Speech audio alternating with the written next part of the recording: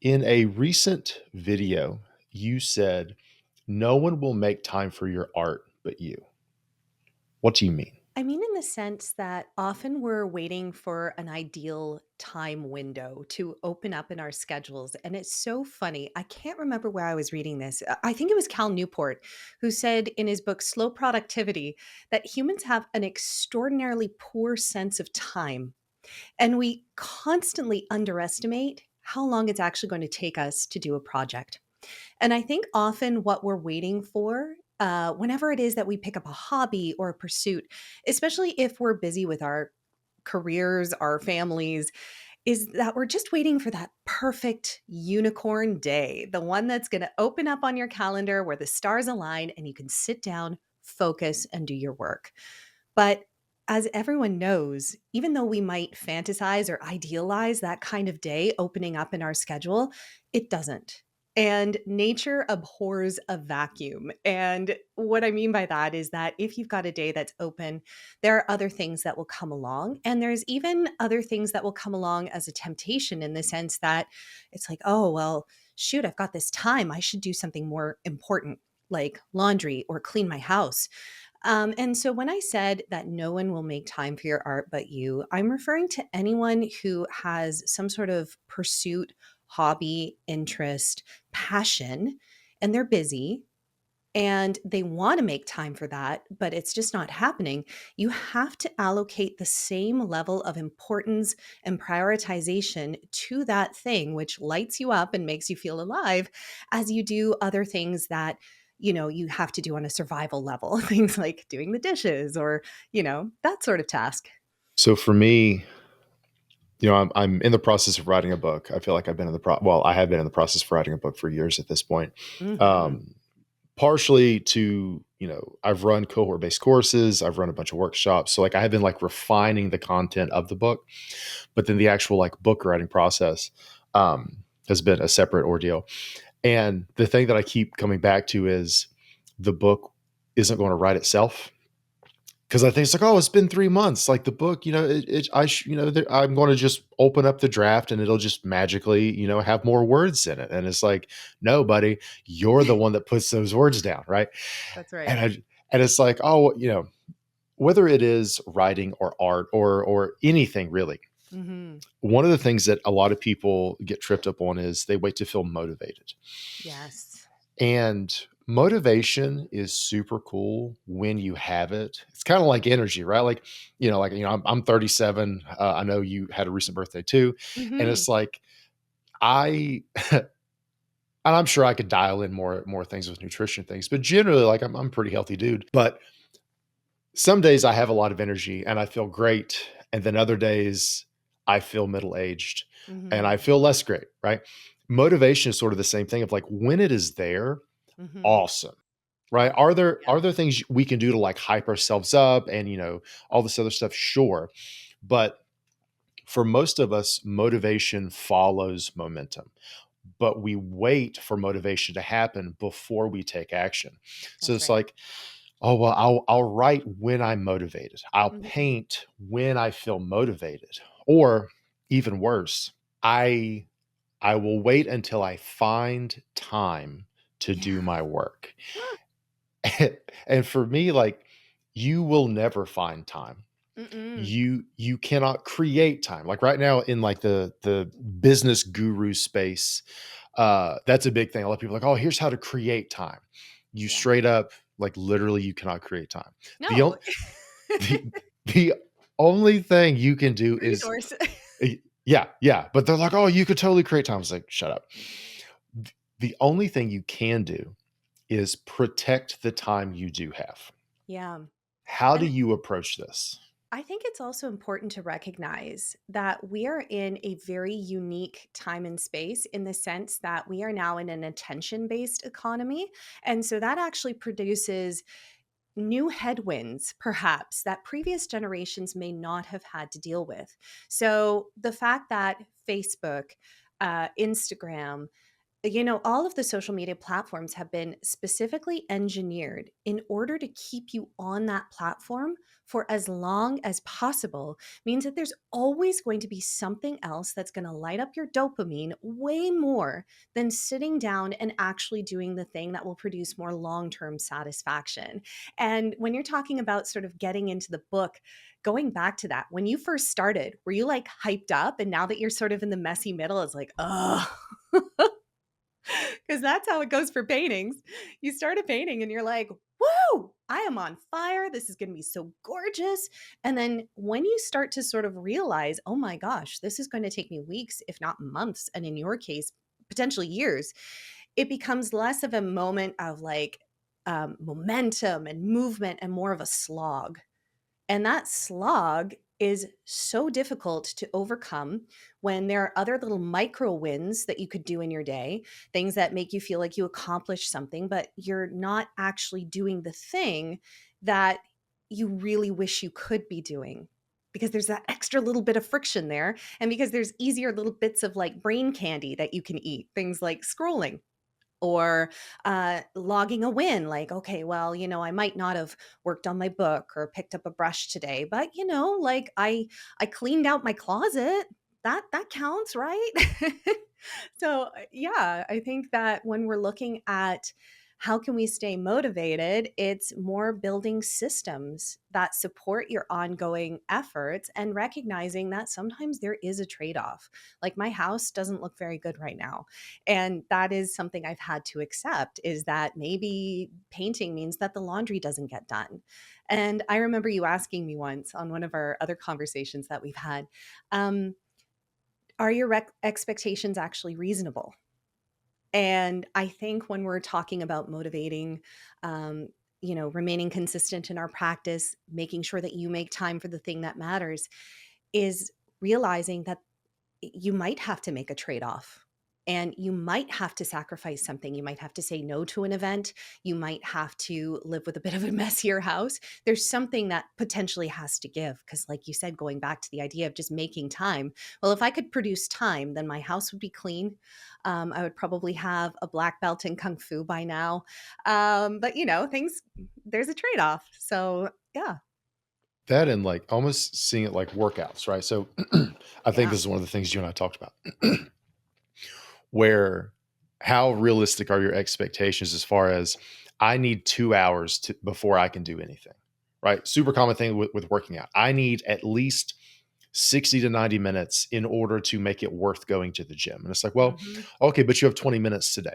So Yeah. rather than saying 20 minutes isn't enough time to work out, say, Yes. how much of a workout can I get in 20 minutes? Totally. Case in point today, before this call, woke up. My sleep's been a little messed up over the weekend because UFC parties and whatever. I was up till like 5 in the morning. I was like, my This old age I ass, think. my old Okay. ass, yeah, well, my old ass can't be staying up until 5 a.m. anymore. But I the first so for me, I protect time in the morning. So the first thing I do is work on the book. So like today, me waking up and everything else, I got maybe a paragraph or two written in the book. Hey, And but it's like that's this great. is this is all the time I have today relative to Yeah, everything else. This is what I got done, because the alternative is having an unrealistic expectations and having this all or nothing mentality of either I have hours to work on this or I can't work on it at all. totally. And when I was getting my doctorate, so part of getting a doctorate, you have to do like this big paper and a bunch of other shit. And one of my supervisors, he was like, "Look, man, just work on it every day. Doesn't matter how much you work on it. Just develop the habit every single day. You make even just the smallest amount of progress, because over time, that is how you finish anything. So don't skip a day. And we've heard the Jerry Seinfeld thing, right? Of like, don't miss a day, don't break the chain, That's right. all of these things. How do you approach this in your life?" That is such a good question. I think we've talked about the idea of integration as well, or immersion, where every single day I'm doing something.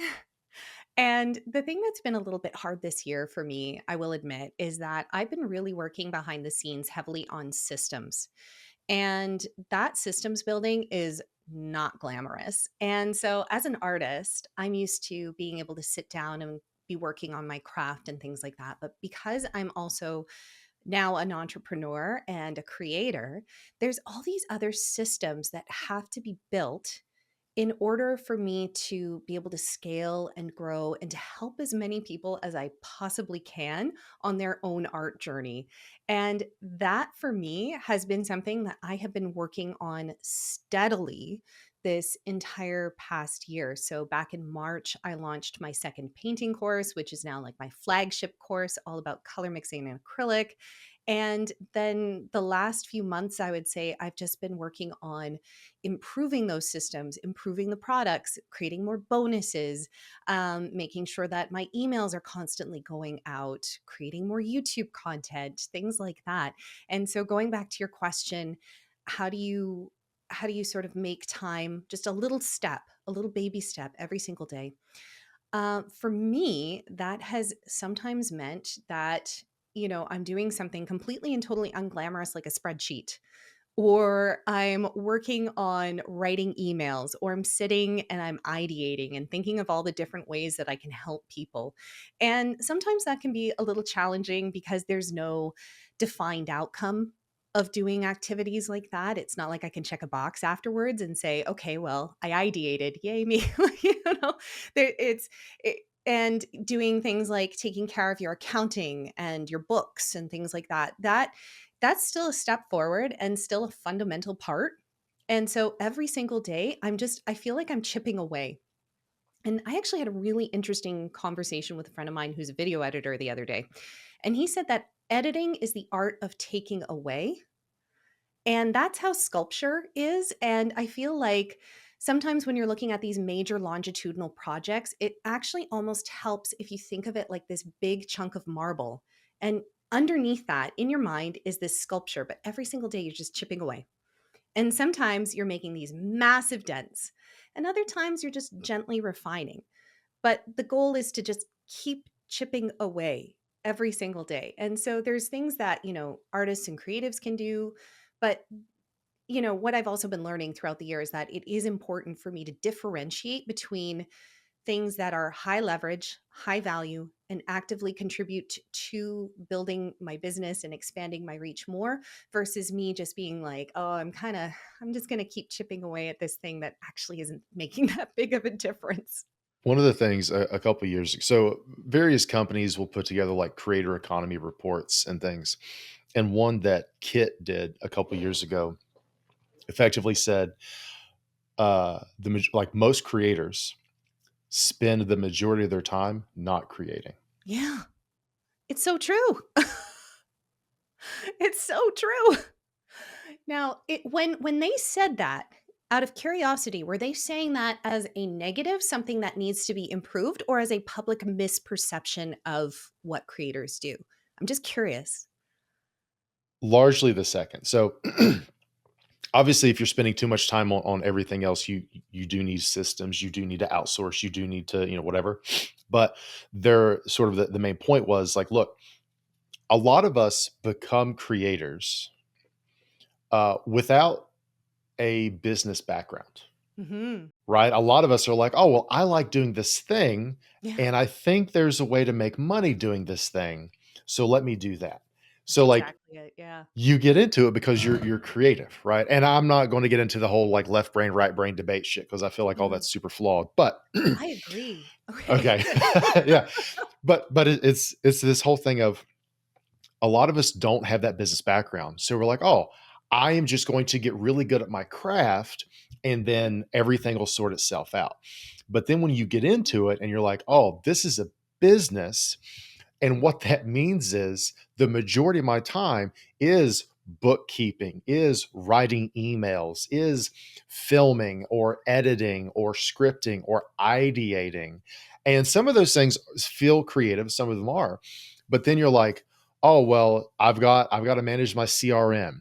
Oh, there's this person's asking for a refund. Or okay, I need to make sure my welcome sequence is better, or my onboarding for this course is better. Okay, what is my third offer?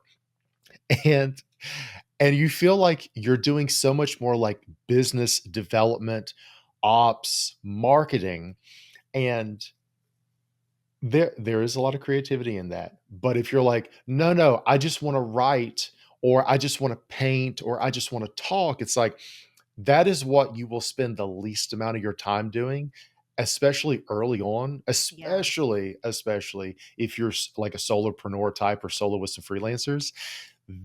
And honestly, even once you have a team, because again, like I've worked with creators with much larger teams, that's right. it's Yeah. it's it's the same shit for them. Like that was actually one of the things that I've worked with some creators on. It's like, how can I just be the talent? Like, how can I be the one that just comes on, I do the thing I love doing, and then I leave? Because I spend all my time managing the team and not doing the thing I love doing, right? Because I have fired myself from all the things that I love doing. So it's like, no matter whether you're like solo or you have a team, the issues are largely the same, just they look different. That's right. And it was more of like a public service announcement of, "Hey, you wanna be a creator? Cool. Just understand, this isn't something like back in the day like Da Vinci or some shit where you have a patron that just pays you to just paint and think and lay around topless eating grapes or something. Like, that's not a thing. That's not a thing, right? I mean, it could be a thing for That'd be some people, nice. I'll Yeah, take yeah. it. Yeah, Patreon, OnlyFans, maybe there's probably a way to do that. But for It's a most new of business us, model. Yeah. yeah, for most of us, you also have to learn all the business side, and that will feel very different. And honestly, or responding to emails, the majority Mhm. of your day is doing all the non-creative things. That's So right. when that is the case, how do you protect your creative time? Because that is the backbone of your entire business. That's So, right. like for you, and we'll get more into your story, but like, you're Mhm. self-taught. Now you kind of teach other people how to paint and things. Yet you are a creator. Like, this is a business for you. Like, you have the YouTube, you have the courses, the email list, all these other things. How do you think about allocating time to create versus business building type activities? Right. I think that is such a great question. And I kind of want to also dispel the myth, as it were, that, artists do have to suffer and that we have to languish in poverty in order for our experience to be real and valid. I feel like the way that I can be the best artist that I can be, that I can reach the most amount of people that I can, is by doing them the service of working on this business so that it can provide the most amount of value and so that it can reach and support and help the most amount of people. And so if I'm not doing that business work in addition to trying to become a better artist, because both of those things are firing at the same time. I really do want to build a better business and I want to become a better artist, and they do work together as well.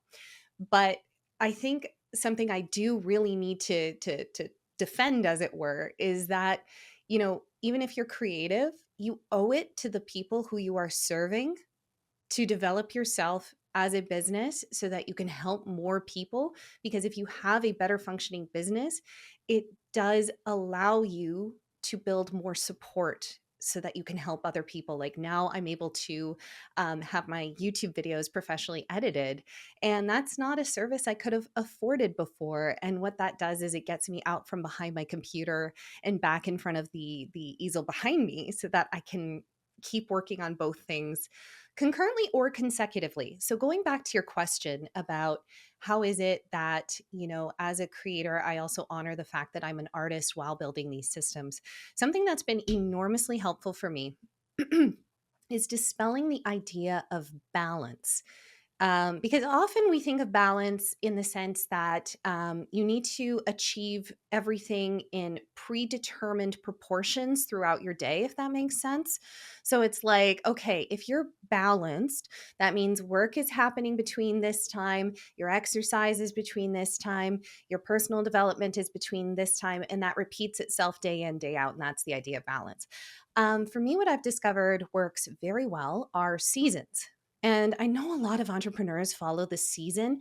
I think that the Hormozy's partner, I forget his name, think it's Sharon something. I'm Something. probably I know, yeah. yeah, yeah, you know who I'm talking about. He talks about sprints, which I think is really interesting as well. And so you go through a period of high intensity work where you're really focused on the thing that you're all in on, and there's not a lot of outside distractions. So for me, that's course creation, because when I'm creating a course, oh my gosh, nothing else exists outside of that.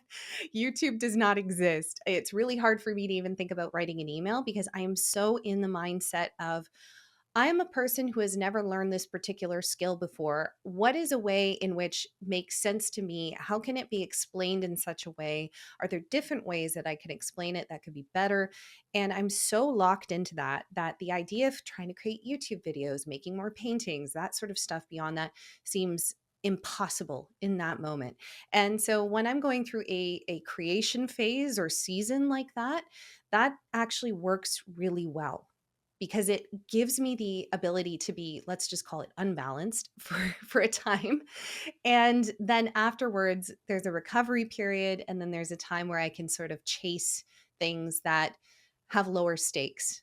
That's where I can be a little bit more experimental when I'm not locked into this development phase. And I do think it's important to have those experimental seasons as well, where you're just like, what if I did this? Do I like this? How do I feel about this?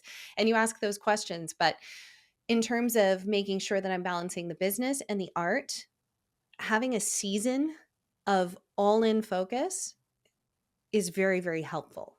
And that sort of drives the year ahead and allows me to get back to the art after that's done. So then what has your journey been up until this point of building, currently a YouTube channel with around 75,000 Yeah, subscribers, completely self-taught? Like, walk me through your journey to this point. totally. Okay. So, basically, I'm kind of one of those entrepreneur hybrids who had a bunch of different careers prior to doing the thing that they love. So I started by moving to Toronto when I graduated from university. I worked in real estate for 4 years. And that actually taught me so much in terms of how to run a business because I was an assistant. And so I got very good at sort of understanding how the back end of a very high pressure office worked. And when I was 25, I kind of had a quarter life crisis, backpacked around Southeast Asia by myself for 4 months and came to North Bay for school to become a teacher. And so I am a trained teacher. And I do think that when it comes to my channel, my courses, people talk about an unfair advantage, right? Like Ali Abdal's unfair advantage is that he's just really good at making YouTube videos. Like he's so good at them. And mine is that I'm a teacher. And that's just who I am. And so when I came here for teaching, it felt really good. I decided to pursue my master's of education in storytelling, which is another tool which has actually helped serve my business and my audience.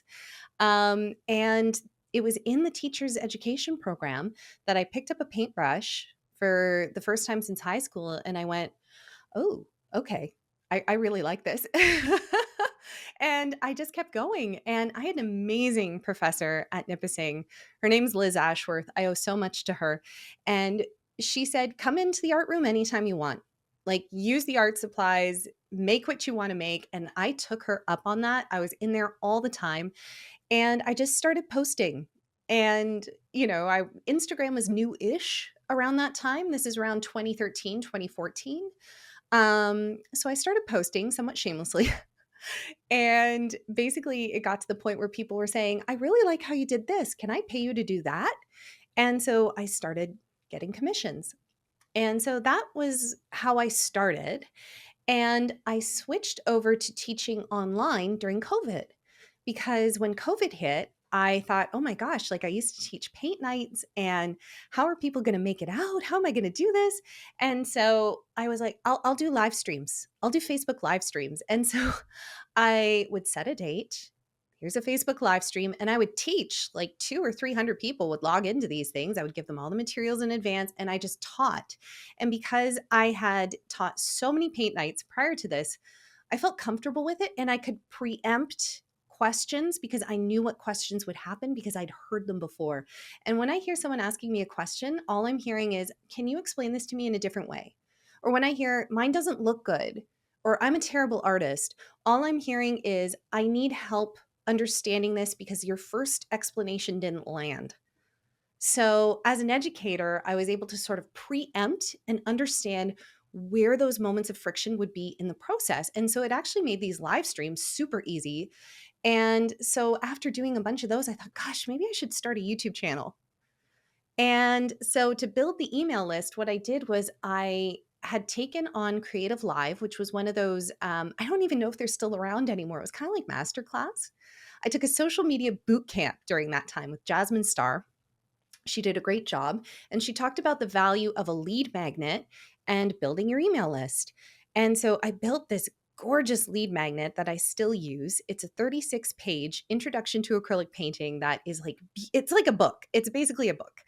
And I started plugging that on my YouTube channel. And the second video I ever made, I had a feeling about it. I was like, oh, this one's special. I just feel it. I know it. I posted it. It got like 100 views in the first day. I was like, okay, maybe I'm wrong. And just kept going, posting, like kind of, in those early days when you're just kind of like do and nothing's happening, but there's kind of a joy in that because there's no pressure, there's no stakes. And what happened was that second video, the one that I had the feeling about, it was starting to gain traction. And then after about 8 or 9 months, I got a notification from YouTube being like, "Hey, just so you know, we're gonna push this to a wider audience." I was like, "Okay." And then it kind of exploded, and it's almost at 600,000 views now. And it had the lead magnet in there simply because, like, again, I felt like such an imposter putting it in because I was like, "I don't know what this is gonna do." But it helped grow my email list, and that video is still helping to grow my email list. And so my email list is sitting around close to 14,000 now at this point.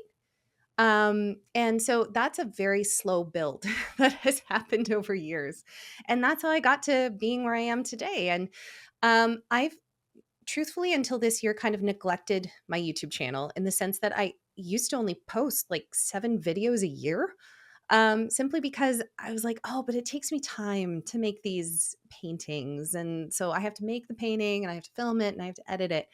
And so this year I started thinking about, well, how can I actually talk about other things that artists care about and sort of breaking down the process to make it more universally acceptable. So that even if someone's not interested in painting that particular subject, they might be interested in a technique that they can use in a different subject that matters more to them. So basically, that's what I've been focusing on this year is trying to create more content for YouTube. And that's going to be where I'm looking ahead to in upcoming years is spending more time creating YouTube content. How much of the whole, "Oh, I'm not artistic," is psychological and just, like, limiting beliefs? Oh, it's all psychological. It's all psychological. You know how earlier you said left brain, right brain, and how you, yeah, I completely disagree with that. Some people are like, oh, I can't do it. I'm more of a math person. What do you think art is? Like there's a conflict almost between contemporary thought of what art is versus what it's been traditionally viewed as. You mentioned earlier Leonardo da Vinci, Michelangelo. Well, they went through a very long apprenticeship. It wasn't just like, "Are you talented? Yay or nay." Okay, if you're talented, you go here. It's like, "No, you can learn this." There are very structured ways to develop your eye, and yes, some people gravitate more towards it much more easily than others. But there is an amazing book out there. I think it's called Drawing with the Right Side of the Brain or Drawing with the Left Side of the Brain. It's on my shelf, and it's all about how when you're taught how to do these things and they're broken down, anyone can do it. Anyone can do it. And yes, some people might take to it more easily, but I mean, like, I'll never take to basketball more easily. But I'm sure if I put in the reps and did the work, I could improve. So I really, the whole idea of I'm not artistic, I'm not talented, often hear I could never draw stick figures, I'll never be as good as you, so I don't even think there's any point in trying. That is certainly a limiting psychological belief, and that is something I do try to actively address through the teaching. It's like if you make a mistake here, that's okay. Doesn't mean you're a bad artist. And I do find, particularly for my audience, they need to hear that from someone because perhaps they heard it at a very early age from a critical teacher or a peer or a parent or someone in their life who told them, that's not very good. And that really sticks with you, I think, when you hear that kind of feedback and you internalize it. And so it's my job to say, listen, I make mistakes too. I'll use myself as an example and a catalyst to say, this is an area I was really struggling with in this painting. Here's how I overcame it. And people who are watching my channel need to hear that. So I love Bob Ross. Yes. I grew up on Bob Ross. Like my mom paints, she painted, throughout my childhood things. So like I grew up watching Bob Ross. And my wife, Rochelle, had never seen Bob Ross. So the other night I was like, we're going to watch, because like now they're all up on YouTube. I was like, Mhm. you can't continue to not appreciate the majesty that is Bob Ross. So we watched one, and it was Campfire, like season 3, episode 10 or something, and because he usually is mostly doing like landscapes or like trees and mountains and things, but this one he was really focusing on like a campfire and like the light radiating and things. Super cool. Mhm. And at one point he said, "Talent is nothing more than a pursued interest." Yes. Love that.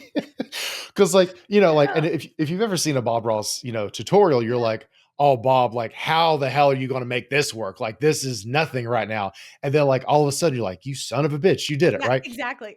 That was the same thing Rochelle did Yeah, like multiple times. She's like, oh, all of a sudden it's kind of like, this is Bob Ross, like this is what that's makes him right. wonderful. But Yeah. like even for somebody like him, he's like, look, talent is nothing more than a pursued interest. And I love that so much. Oh, so what are much. your what are your thoughts? I love that. And it's so funny how you said that like you'll be halfway through a tutorial and be like, "Pfft, Bob, come on, my man. This isn't going to turn out."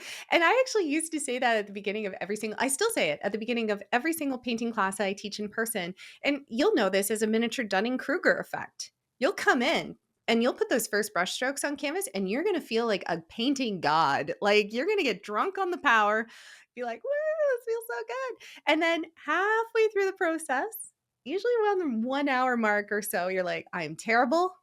This is garbage. I am nothing. But like, why am I doing this? This is not relaxing.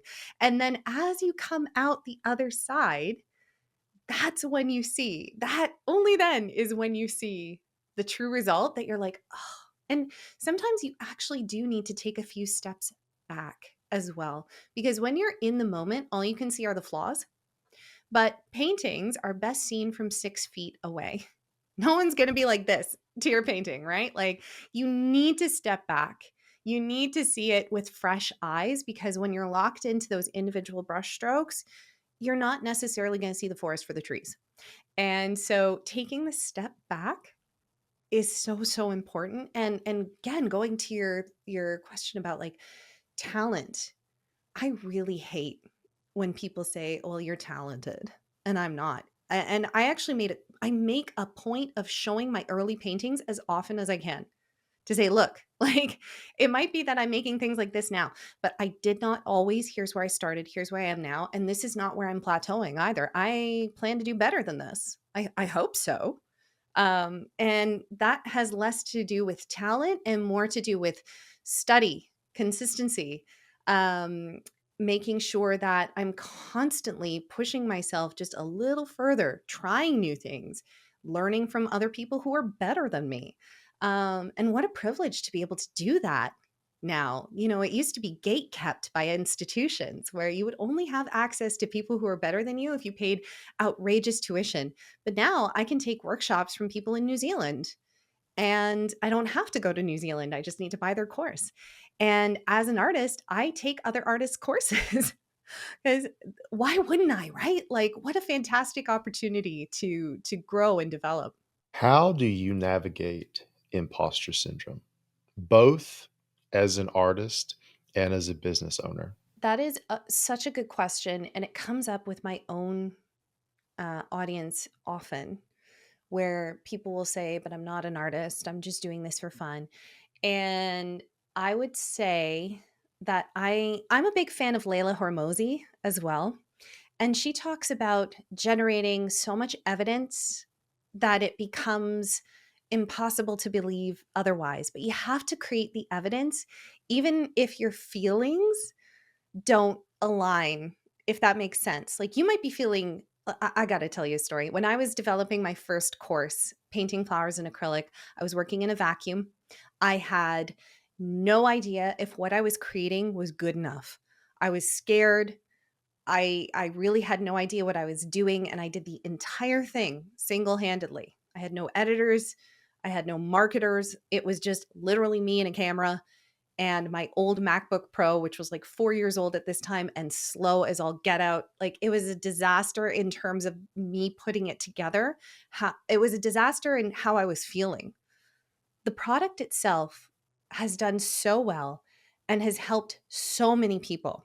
But what I haven't talked about publicly until now is how many times I was on the floor, quite literally, crying because I thought that I was creating something that wasn't good enough, that people were going to hate, that they were going to part with their hard-earned money, which I take to be like if people invest in a course that I've built, that to me it's I don't that's not something I take lightly, right? Like that they earn that money and they're giving it to me. I need to give them like I need to 10x the value that they think they're getting. And so during that creation, I was like self-flagellating. It was terrible. I don't recommend this, but I was really beating myself up and saying, "Oh, it's not good enough. It's never going to be good enough." Um and that was just incorrect. And but it took getting the feedback back from people afterwards saying, "This has been amazing. This is one of the best art courses I've taken online. I feel so confident with how I'm able to paint flowers now. I feel amazing. Marianne, whatever you make next, I will buy from you." Then I could start to let it go. But so is there a way to beat it in the process? Not that I've discovered yet. The only way to overcome it is by simply taking action and not giving it oxygen. And that's easier said than done. Like, I certainly, even with my last course that I created, I was still questioning if I, was it enough? Is it giving people the value that they're hoping for? And the only way that I have found to overcome it is to just keep taking action, to be brave, to take the risk, to put it out there. And then if you do get that feedback back that you could do better, you say, okay, and you do better. But the point is to not let the imposter syndrome win, recognize that it's going to be there. And eventually, I feel like I'm now starting to get to a point where I can trust myself more and where I can say, I've actually been here before. I've experienced this emotion before where I feel like I'm not good enough and da, da, da, and it was okay. It was okay. So maybe this time it'll be okay too. I am yet to meet somebody who is growth oriented, who doesn't feel that tension or like not quite insecurity necessarily, but it's almost like right before you jump into like cold water, that like Yeah, kind of feeling. that's right. That's how most people feel. And Yeah, fundamentally, imposter syndrome is a belief that you don't belong in the room, that's whatever that right. room is, right? Mhm. It could be a physical room, it could be a conceptual room. Like, I have no right for my name to be beside these other artists, business owners, creators, whatever, right? Um, it could be a virtual thing of like, oh, I was invited to do this, to be a part of this master, this mastermind or this or that. I don't deserve to be there. Mhm. And for me, I see it much more as what I call liminal tension. So a liminal space is like a hallway, right? It's a space between two spaces, right? Like a Mhm. hallway is a liminal space between the kitchen and the living room or something. Mhm. For most of us, you feel like you don't belong in that room. So as Mhm. soon as you start to enter that room, you feel that this tension of, oh, I've never been here before. I don't deserve to be here. I don't belong here. I'm going to be judged if I enter. But the reality is that tension represents growth, evolution, a next stage. Most people interpret that tension as a sign to back off. So they do. But it's actually a sign to move forward, to lean into it.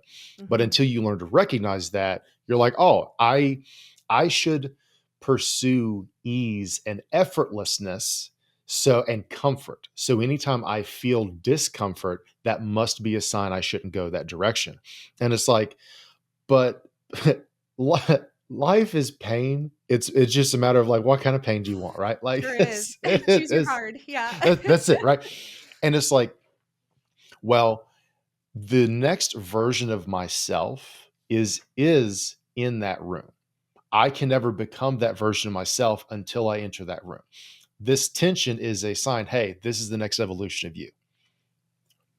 I That think is how there's you grow. also and you probably like we often think of things in duality that they can't exist simultaneously. Like you either have imposter syndrome or you don't. And it's like, well, what if they're coexisting?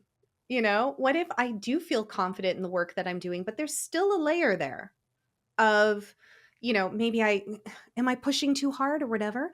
And it's not like a light switch that I can just turn it on and off. It's always there.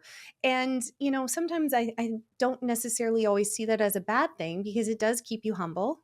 It keeps you doing your, oh gosh, what's it called? Inversion thinking, where it's like, if I wanted this to fail. And so your imposter syndrome doesn't always necessarily have to work against you. I do feel like sometimes like that sense that I don't belong, well, that sort of triggers a how do I make sure I do belong? And then that's when you wind up doing the prep work. That's when you go a step above and beyond. And that's how you excel.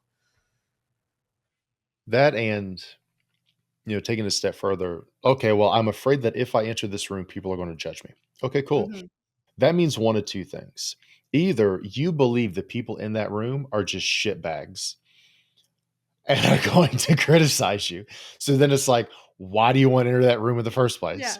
Yeah. Or that room is full of amazing people, which means that Mhm. they won't judge you, right? So, like, thinking through the fears you have, thinking Mhm. through the self doubts and the apprehensions you have, and like do reality testing of like, okay, you know what? I might enter this room and all these people might judge me. Is this actually a room that I want to be in That's that right. will allow me to grow? Because Yeah. if it's full of jackals, then no, I'm not going to grow and it is the room for me. Right. And it's also this. So, one of the first times I coached a high level entrepreneur. So, like for me, I grew up super poor, went through, food stamps, public housing, domestic violence, shit I've talked about on the show before. And, um, I went through my training to be as a psychologist to do therapy and things. So Mhm. then when I started doing executive coaching for like high level founders, entrepreneurs, creators, whatever, I remember the first time a high level person hired me. And I was like, one, why are you giving me money to just like talk to me? But it was also like, I can't help you build your business. I don't know what it takes to build a 3 million or a $20 million business or a $50 million Mm. business. Like I have no idea how to do that. And they were basically like, I'm not hiring you for that. They're like, I know how to do that. I'm hiring you because of what you're great at that nobody else is. And like also like so like learning to calibrate that also of like, what am I great at? And how can I obviously continue to expand my skill set? But remembering, it's like you don't go to your mechanic for a cavity, No. right? Like, and it's sort of that thing of like, but we ourselves, we expect ourselves to be great at everything That's because right. everybody's going to judge us if we're not. And it's like, no, no, no. A lot of times people come to you for your specialty. What is your specialty? How can you embrace that and lean into it? That can help a lot of that self doubt as well. And the other thing too is that people are going to judge you no matter what. You could keep yourself small and they'll judge you for that. You could wear something that makes you feel happy to Walmart. And other people walking around Walmart are going to think their thoughts about you, and you cannot control that. And I think we become more cognizant of the judgment that we are encountering from other people, but it might be helpful for everyone to remember like, we are judged constantly by everyone in every little micro encounter that we have. And we cannot control that. And so, I do think that the fear of judgment is certainly something that artists feel simply because artistic expression involves creative vulnerability. It includes another layer of self almost that you're putting on display for the world to hold up for their judgment. And it can feel a little more intense than your typical judgment might feel, your typical micro judgment, let's call it. If someone writes a mean comment on your work or tells you that you're no good, that can feel really hurtful. And ask me how I know, right? I just had someone write on my channel, your flowers are ugly. And I'm like, okay, cool. Show me your flowers. Yeah. Well, I Oh, don't wait. even it's fine because again, it's like, well, you know what? It's not even about me. It's not. And maybe they felt better after writing that comment. I hope so. Because it sounds like they're in a lot of pain. So, something I really want to encourage people who are considering picking up a creative pursuit, but who are perhaps feeling a little scared because they might get judged. You will be judged regardless. That's life, man. And so if that's what's holding you back, why keep yourself small? Why keep yourself small? Because it's going to happen to you anyway. So pick up the darn brush. I am a huge fan of Memento Mori. Again, anybody who's Yes. listened to or watched the show or knows me knows that. And Memento Mori, remember death, remember you will die. So using mortality as a motivator to live fully. For me, anytime I ever think like, oh, I'm afraid to hit publish on this, I'm afraid to share this, even though I care about it, I have, high conviction that this is valuable or worth sharing. Oh, well, what will they think? Whoever they is, right? Yeah, And then I'm exactly. and then every time I'm like, "All right, buddy, but you're gonna die one day," That's right. is which is more salient? Potential judgment of random people on the internet who aren't in your corner, don't want you to succeed, don't care about you, don't know the real you, just wanna try to tear you down? That's right. Or so is it like living to placate them? Or is the fact that you're 100% gonna die one day and you Yeah, want to die with the fewest regrets possible? Which of those is more salient? Which of those is 100%. more important? Yeah, 100%. And like, gosh, I I do hear a lot of regret when I'm speaking to people in my community who are older, and often they have put off their art or their creative, and like, good on them. Again, they sacrifice so much of their imagination during their children's peak points of busyness, especially women. They come into painting later in life because they've always wanted to, but they were too busy being a mother, a provider. They had their own careers, and those years were so busy for them. So, so, so busy. And again, going back to what we talked about earlier about how you have to sacrifice time and things like that, for many of them, that was a sacrifice they chose to make and had to make in order to raise their kids the best way that they know how. And so they're coming into it later. I'm working with 90-year-olds who found me on Google. Like, I am so every time I read things like that, I'm like, yes, yes. Because it's never too late and you don't want to have regrets. But at the same time, you know, if the best time to start was 10 years ago, then the second best time to start is now. And so, the way to have fewer regrets is to think like that, is to think, if this is my one precious life, and this is sometimes what I do when I'm teaching in the Bachelor of Education program, is I'll get my students to lift up a single finger and I say, this is how many lives you get to the best of our knowledge. So, are you going to play small? So, and my understanding of what playing small and playing big is actually constantly shifting and evolving too, which is, I think, important to recognize. You know, the place that my business is currently in, I could not have envisioned a few years ago, and I'm excited to see what's to come. Hey, real quick.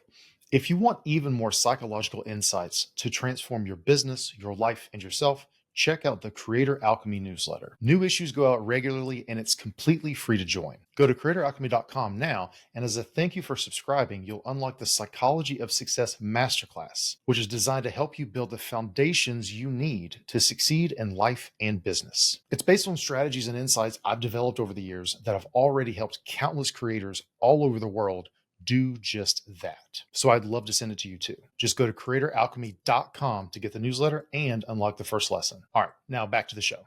How do you navigate the vulnerability of publishing your work and just being a public person?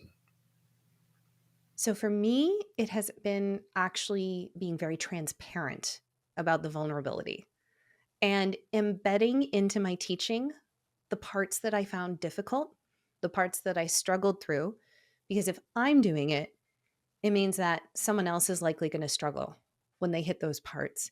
And so I actually bake in the vulnerability piece into my teaching because I think that those psychological road bumps or speed bumps, I should say, that I'm encountering when I'm painting, if I'm going through it, other people are going through it. So I talk through it. And talking through something is something that I have always done. If I need to solve a problem, I talk through it. And that winds up coming out into the videos that I make, into the blog posts, into the emails that I write. It's like, you know what? I went through something tough this week. It's perfectionism. Let's break down what perfectionism is at its core, how I am currently addressing it in my work, and how this might translate into something that you can apply in your own studio practice. And then we just kind of work through it. And by we, I mean I sort of do it, but through the lens of everyone else is going through this. How can we puzzle this out as a team? I write it, which is another way that I process things, and send it out to my community. And I often get feedback back that people say, okay, I was going through this week. I'm so glad to be seen. And it's that sharing of stories of vulnerability that I find for me makes it more um, tolerable on a day to day basis. Because, like, if we were to define vulnerability, like maybe we should just define vulnerability. I see vulnerability as being um, true, authentic, experimental, and that means that you are more sensitive to damage when you are in that moment. That's sort of how I view it, almost like a think like a little seed. It can get squished a lot easier than a tree because it's in a moment of hyper growth. And so for me, when I think of being vulnerable and how I manage that, it's also the more you do it, the more comfortable you become with being in that state. It might feel very, very uncomfortable if you've not placed yourself into a position of vulnerability often before. But now being in that sort of seedling growth, it's an old friend. I'm very familiar with it. And so when my other old friends, such as perfectionism, imposter syndrome, they show up and they're in the room with me, I can acknowledge that they're in the room with me, but I can also put on noise canceling headphones a little bit and just say, okay, I know you're here. You're always here. You're never leaving, but I'm okay. And when the mean comments come, it's like, dealt with this before. The first ones really hurt, but you do build that callus the longer you go. So then taking a step further, how do Sure. you deal with online hate? Like active hate, not just like people like critiquing, but like people straight up trying to like tear you down. That is a really great question. And so sometimes the critiques are valid. You know, sometimes I might say something in one of my videos that someone will offer a clarifying comment on. It's like, you're totally right. Like, from a pure technical standpoint, you are totally right. The spirit of what I was saying was accurate, but from, like a word semantics point of view, yes, this does deserve some clarification. Other times when it's like, you are overrated, you're horrible, your paintings are ugly. I like, how did you get to be so big? Again, the first few times I got comments like that, I was like, ow. Like, I was so upset. um, and so there's a couple of things that I really do feel are valuable. Um, Number one, and this I actually got from my mentor, Tintin Smith, who you also know. Tintin's Um, also been on the show. Oh, has he? Fantastic. Okay, he's so great.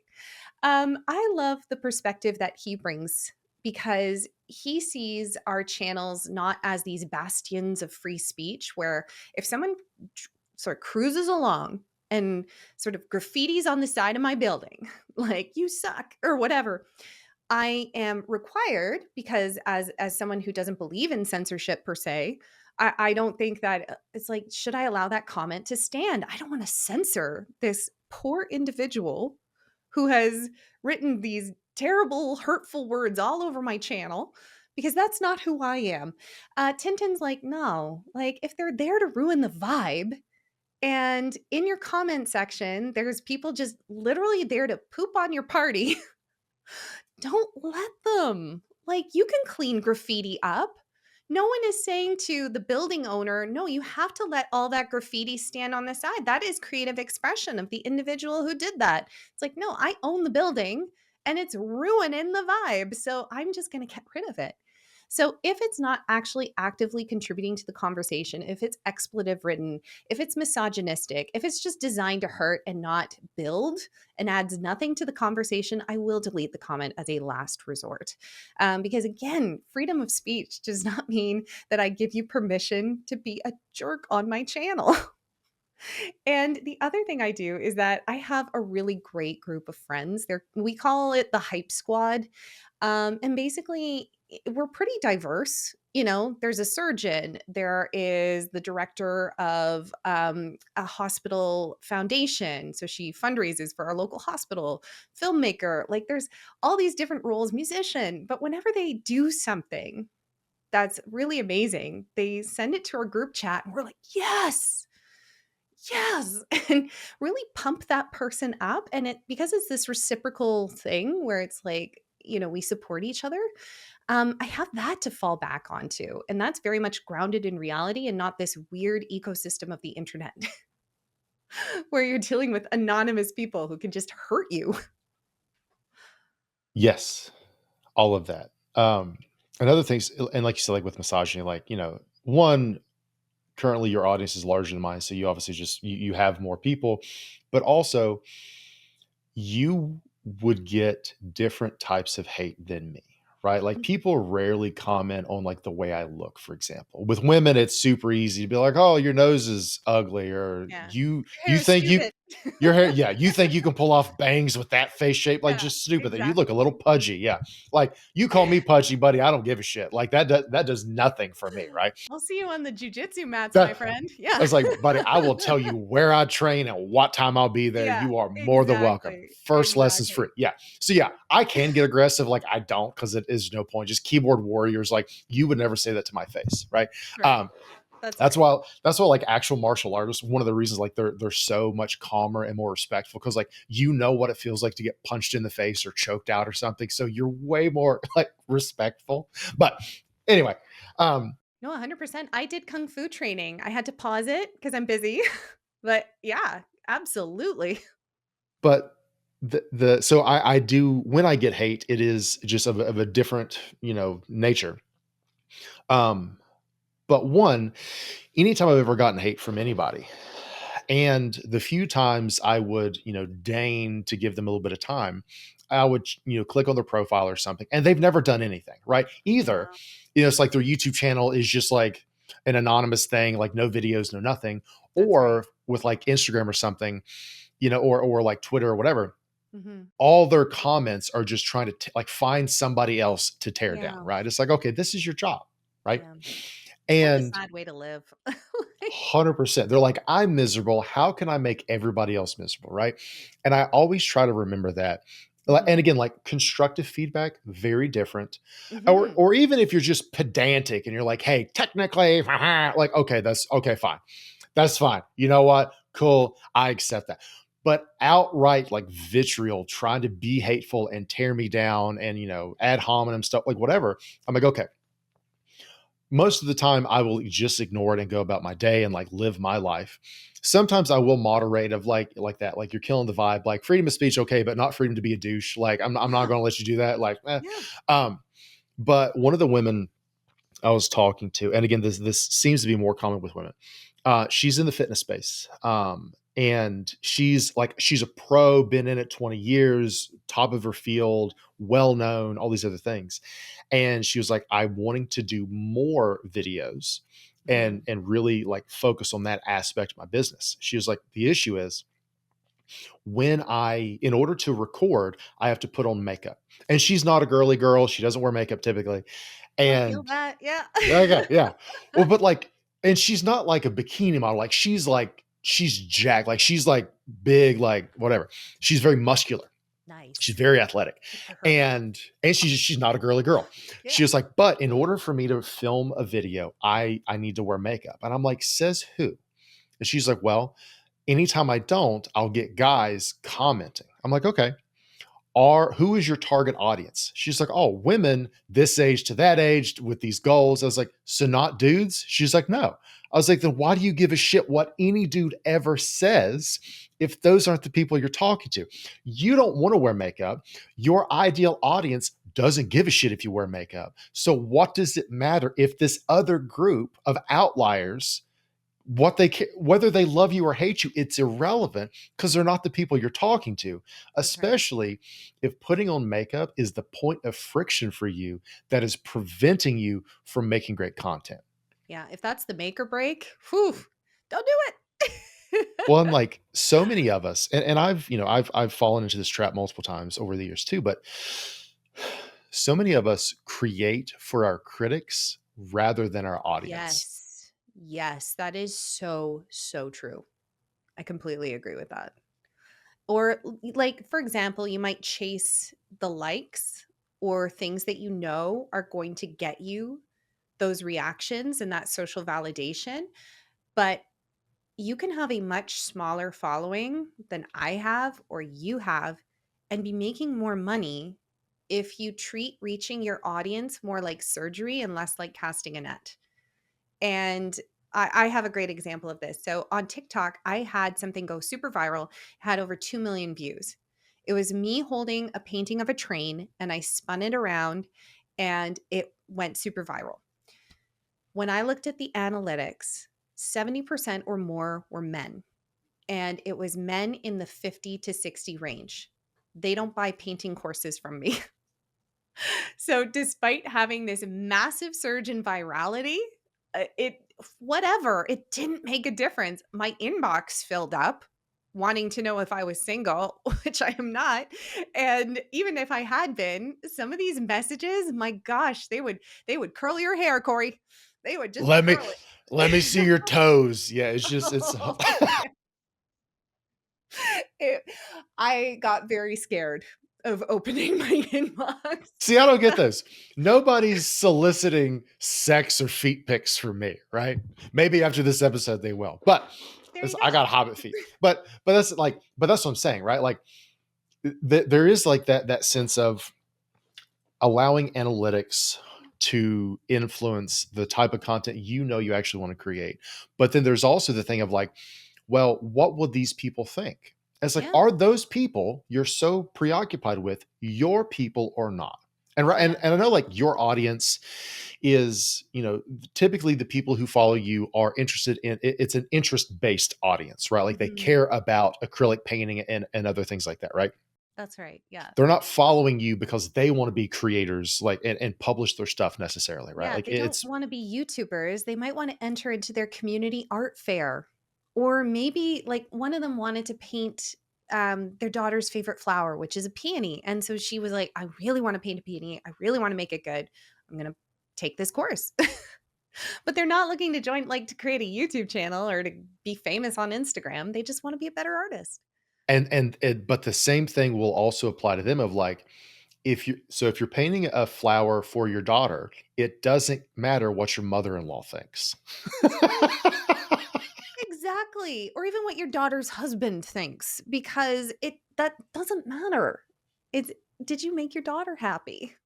But also, did you make yourself happy, right? Like so many Yes. of us Oh my gosh, yes. discount us in any equation, right? Like, well, what did you want to do? Did you enjoy the process? Did you enjoy the outcome? But then Mhm. it's like if you a very superficial example, if you bought a fun outfit or a new cologne, perfume, something, new hairstyle. And you're like, I like this. And then you go about the town, and then one person is like, that sucks. That's stupid. Yeah. That's ugly. Oh, well, suddenly you don't like it anymore. Suddenly, and it's like you're outsourcing your judgment to a single person or a random entity on the internet. Now, in our defense, is that our negativity bias that's really coming through? Like, kinda like if we meet, like, 10 really nice people who hold the door and one jerk who slams the door in front of us, we're more inclined to remember and talk about that one jerk who slammed the door in front of us. Is that sort of Yes. like what we're up against? Yeah. And one way you can look at it from like an evolutionary perspective Mhm. Humans suck in the wild, right? We're not we can't swim very well. We can't climb well. We're not strong. We're not fast. Our teeth aren't particularly sharp. We suck in the wild. So, if you're in like tribal society times and you are ostracized, that is effectively a death sentence. So, if your social group rejects you and you have to like go out into the wilderness alone and try to survive, That's right. low odds, right? Like not good. Not happening. So, yeah, very rarely, right?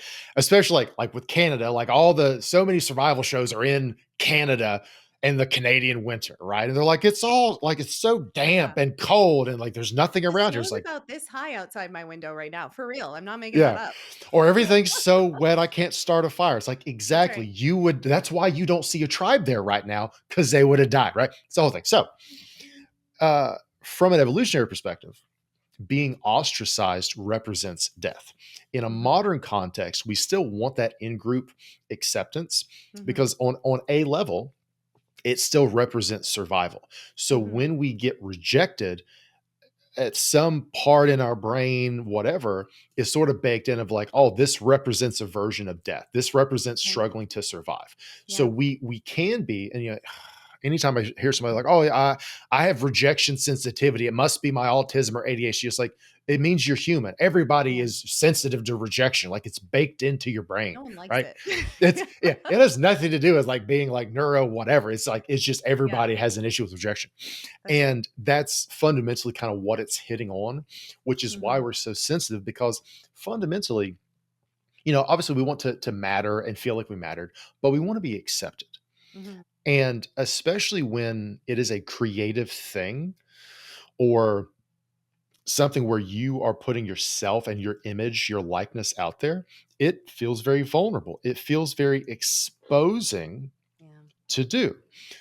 So naturally, or when we create something, we're very precious about it, right? Of like, I am putting my heart, my soul, sweat, tears, blood, whatever into creating this thing. Mhm. It is a very sensitive thing for me to share this with you. By you rejecting it, you're rejecting me. And I am so, like you said, seedling, sapling kind of thing. I am so afraid that the world will like attack this and attack me. I would rather not share it with the world. I would rather not put myself and my ideas out there. And that is where most people spend their entire lives Yeah. because of that vulnerability that we both seek and avoid. We seek to be able to Yes. be vulnerable and authentic, but we avoid the risk of it. Yeah. And I think for me, that's why it's so critical to actually have this working understanding of human psychology and conditioning, not only for myself, but because it helps me be a better teacher. And, often we place the onus on the individual to say, just don't be so sensitive. But the truth is that you're wired that way. You're wired to feel these things, and there's a reason for it. It doesn't mean you're bad. It doesn't mean you're weak. You just might need some strategies to help you learn how to manage it and mitigate it in a modern world when your goals are here that require you to manage and mitigate that. But it's so important to understand why. Like, why am I feeling this way? And to understand that you're not alone in it. And that's so, so important. And it's something I often talk about on my channel or in my newsletter is if you're feeling this, me too. And there's this sense of camaraderie and community in that. And something also important to remember is you mentioned your background, like the conditioning that you would have had and probably some of the psychological barriers that you had to break down in order to feel valuable and to provide that value. That kind of conditioning in terms of people being told that they need to pull it in. And women also receive another layer of this kind of conditioning. We're told to be pretty, but not too pretty. It's the Barbie speech that America Ferrera gives, right? Like, be ambitious, but not too ambitious, because then that makes you a female dog that I'm not going to say, like, things like that. Say it. A You'll say bitch. it. Thank you. Thank It's on you. brand for me, not you. It's okay. It's on brand for you, not me. This is correct. That's right. But basically, it's this you cannot win dichotomy of where it's like if you're too smart, then you don't want to make the other people feel bad. And you don't want to take up too much space, just enough space. And it's like, well, who decides what's enough? And so basically, when I think about that, and when I think about how people have been conditioned, and also recognizing that I am working with multi generations, and so I have people coming in who are told that you need to sacrifice all of yourself for your family because that is the right thing to do. It's just like in Morgan Housel's book, The Psychology of Money, where it's talking about how people view money in different ways simply because of the decade that they were born in. And so some people see stocks as being the best vehicle for money, some people see real estate. And it all has to do with the generation that they were born into. And all of that layers into how I have to teach, how I have to approach the kind of conditioning, the kind of friction that I'm coming up against as an educator, and that I need to approach that with compassion. Because if someone has been told their entire life that it's not about you, it's about raising other people, it's about putting them first. And now they're in a place where they're sort of tentatively stepping forward saying, hi, I'm in my 60s. I want to do this thing for me. How do I do it? My approach is welcome. I'm so happy you're here. Let me support you. Like, I've got your back. I'll be your cheerleader. If there's something that needs to be changed, we can talk through it, but you're never going to feel unsafe with me. And that's something that is really, really important, and something that I need to take into consideration when I'm working with different generations is how can I work with the conditioning that they've had that I can't undo, but I can begin to chip away at false realities. That and when you embrace your own authenticity, you give others permission to embrace their own. And that is a big thing I try to live by. So again, my training formally was in therapy and things and clinical psychology. And I remember I had this one professor, supervisor. I loved him. He actually developed really bad posture because so like for reference, currently I'm like 240, I'm 6 feet tall. So like I'm a pretty big dude. He was even bigger than me. And he worked with a lot of the details are irrelevant. He worked with smaller people, like kids and things. And one thing he would do is he would slouch a lot to make himself To their appear level. smaller. Yeah. Yes, but to his detriment, right? Like not to like play with them to like get on their level, but just be like, I am too big and scary. I need to be smaller. And that was a pretty pervasive thing going through training and things is like basically not how do you be more comfortable with yourself, but how do you fit the mold of the person, the other person in the room so that they can feel more comfortable. And building rapport is important, but not if it comes at the cost of sacrificing who you are. Right. Yeah. And I remember, going through my program and training after that. And it was always like, tone yourself down, hide your tattoos, right? Like I've got sleeves, I've got other body modifications and things, both visible and not right now. And, don't cuss, don't do this, don't do that. Like, don't be boisterous. And every time I tried to do all of those things, I personally felt inauthentic because I felt like I was role playing a boring person. and and it How'd was that it go for you? I well, Not great. I no, and it actually made me less effective at the work I was Yeah. doing because I needed to bring my full self into it. Yes, Mhm. that is exposing. Yes, that is vulnerable. Yes, there's a lot of craft in how you do that effectively. I'm not just like me, like the me I am in like a group chat I have with like 3 or 4 of my fraternity brothers that would be the reason none of us could ever run for politics, which at this point that bar's pretty low. But like that kind of group text, not the same as me on here even or me when I'm Yeah. working with different That's right. versions of me. That's But right. but um anytime I felt like I was cutting off parts of myself or trying to hide parts of myself, I could feel myself being less effective at the work I felt called to do, the work that I knew I was great at, the work I wanted to do more. And and it was almost like I was waiting for permission for somebody else to be like, "Hey, Corey, you can do this." I think we're all waiting for Yeah. permission. And and so many people are. And the reality Yeah. is you are the only person who can give you the permission you're waiting for. And once you realize that and you give yourself permission to do that thing, whatever it is, you will be so much happier, so much more effective, and just better at what you're doing. And everything that I've built, like since I left therapy and started doing the coaching thing and the creator thing, all this other stuff, all of that is like, hey, we joked earlier, like it's on brand for me. Like I cuss, I show my tattoos, I am boisterous. Like I fully bring my whole self to every room I enter, because that, for better or worse, flaws, perfection, what all those insecurities, whatever, that is like, I want you to know who I am, because me being myself gives you permission, passively or actively, overtly or covertly, to embrace your own authenticity, to be yourself too, and you will feel more comfortable. Whether or not you like, even like this, even if you don't like cussing, that's fine. But you probably would feel a connection to me because it's that authenticity. Like, this is how I talk, right? I don't mean anything by it. I'm not attacking anybody. This is just who I am as a person. That, and anytime I create anything, you talked about Layla Hormozy, Alex Hormozy. He talks about, don't make how to content, make how I content. So here is how I approach perfectionism. Here's how I Mhm. think about imposter syndrome. So you're not lecturing, you're sharing your own experiences. That has really helped my journey. Are you familiar with Joseph Campbell's hero's journey? Vaguely. Okay. So it's the idea that most stories in the world have such a core universality that he called the hero with a thousand faces, in the sense that, when we hear about Harry Potter, Frodo Baggins, there's this journey that they follow, and it always goes in the shape of a clock, in the sense that there's a call to adventure, this sort of thing.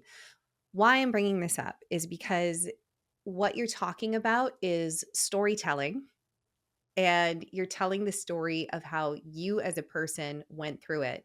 But if you glaze over the monsters, and there's something right at the bottom at the 6 o'clock mark called the Dark Night of the Soul. That is, and the Dark Night of the Soul, when we're talking within a storytelling context, that's Voldemort, or he who must not be named. That is Smog the dragon. That is Mordor. That's the hardest part. It's where you feel the most alone, the most in pain. You're suffering. Like, this is David Goggins going through his SEAL training right down there. It's dark and it's horrible, but the idea is that it's cyclical, and every single time you come out of the dark night of the soul, you return to the community with a gift. And sometimes people like to go through that journey by proxy.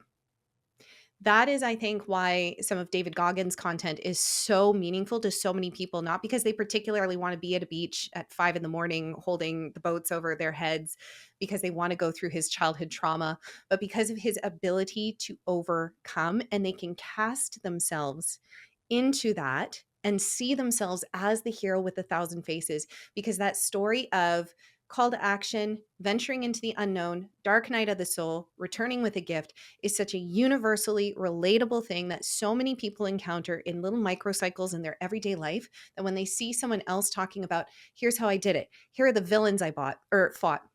And it's so important as well. A key rule of storytelling is that the villain must be of equal or greater strength to the hero, meaning that if you're not coming up against something that doesn't break you down and build you back up in some way, shape, or form, you are being underchallenged.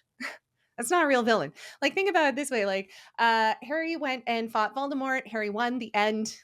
Like, no one cares about that. There's actual rebirth in there that must occur. That is a caveat for growth. And we know this. Why? Because we've been telling the same story for thousands of years. So, again, going back to how humans are wired, how we learn, how we grow, people have always known, as long as there's been organized society, that this is how growth happens. This is the way. And so, as a creator, sort of taking that and applying it to your own business or to how you serve your community, um, when you do share those journeys and those dark nights of the soul, you are allowing people to experience it by proxy. And by experiencing it by proxy, they might actually take the first steps towards undergoing that journey themselves. So then how do you decide what stories are vulnerable but shareable versus the Mm. ones that maybe you're still not ready to share despite the value they That's may such hold? a great question. That is such a great question because I have not shared the deepest, darkest parts of me. And you know what? I think for me, I also do think it's really important to talk about professional storytelling in a sense, because when I see people going on camera and crying, that's an immediate turn off for me. Because then to me, it doesn't feel like I'm sharing my story in order to serve and make my community better. It feels like I am feeling very emotional right now, and I'm going to transfer some of my emotional burden onto my audience and get them to feel sad for me and send me all this validation. And so I think it's really important, first of all, if you are in a creative space or you do have a community, you do have an audience, even if you're going through it, that you protect your audience. That if you're suffering and you're in an emotional dark spot, I don't think it's a good idea to switch on a camera and cry to the camera. Do you know what I mean? Like there's a very distinct difference between going through it, coming out the other side and saying, these are the lessons learned, versus going through it, switching a camera on, crying to your community, and sort of um, distributing your emotional baggage so that you don't feel it as much. That's not a position I necessarily want to place my community in, especially because they are coming to me as a guide, as a safe place, and so that's not their job to make me feel better.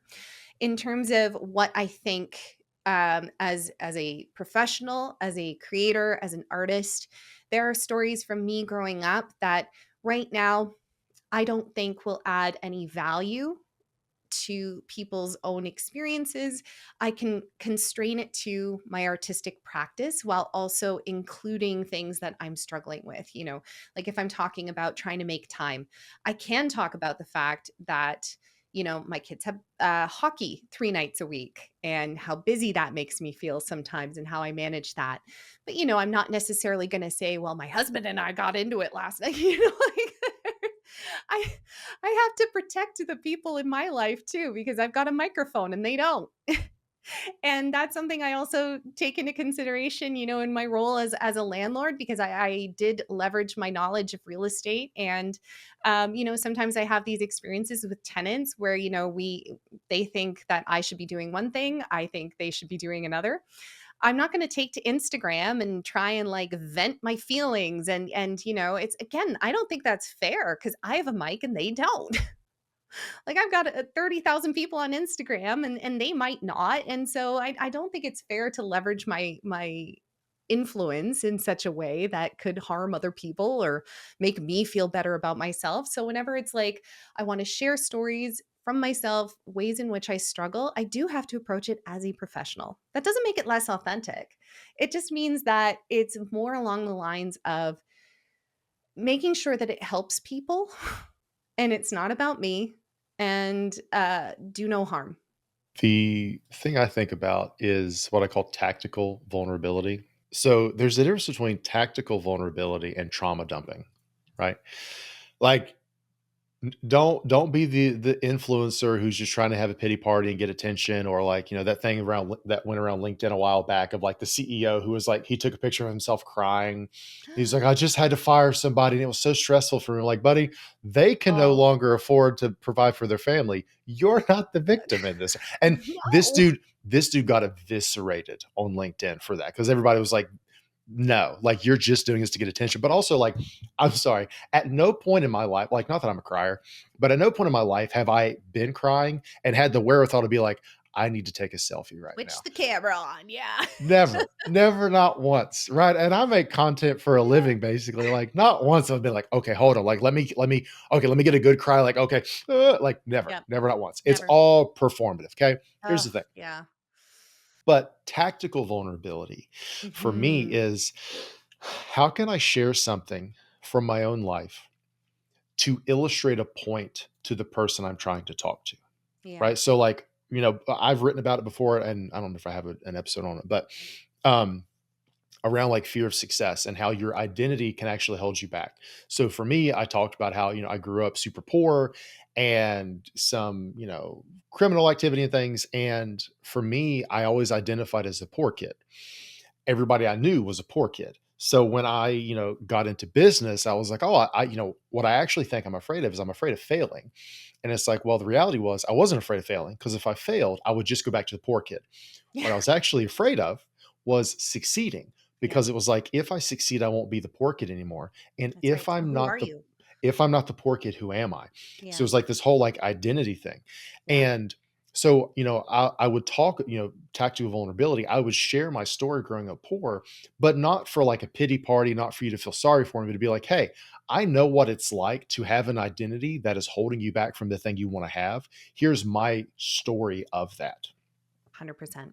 100%. And that whole trying to cling to a previous identity because it's familiar, because it's comfortable, because it's who you identify with now. It's not the person who you're becoming. That is something very classic that I think artists and business owners alike. It's something I'm currently going through. Um, we just had Black Friday, and I did a 10-day email campaign to help get people into my course. It went very, very well. So naturally, what do I do at the end? I catastrophize. I'm like, everyone's going to hate it. This was I'm going to lose everything. And it's that mindset of when you'll know the name of it. If I give you $100, but then I'm like, "Can I have $5 back?" You're like, "Oh, shoot. Well, now I only have 95." And like I was like that it's that kind of mindset. I'm like, everyone's gonna want it. Like, what do I do if I don't want to do court? Like I just started catastrophizing, even though I had probably the best month I've ever had.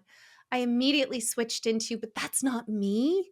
I'm not successful. I'm the hustler. I'm the girl who's working for nothing because that's what I've done for years, right? Like this whole time that I've been building this channel, I've been making a couple $100 a month, and that's in Canadian, by the way, so it's even less. And so, this whole time I've not been doing well, and now that Amazon is sending me monthly checks because of art supplies that I've recommended, and things are going well, and my reach is expanding, and people are finding me, working with me, and they're happy. That's the most important part too, right? Like that people are actually enjoying the process of working with me. I'm like, huh, I don't know how to process this. I should probably just act as though it's all going to collapse tomorrow. And that's what I'm currently going through. I'm working on it. I'm working on it, but we all go through it. So I love that you said this. So this whole idea of what if everything goes to zero tomorrow? It's such a common fear that again, like I've worked with people who make millions and millions of dollars a year, and Mhm. they have the exact same fear.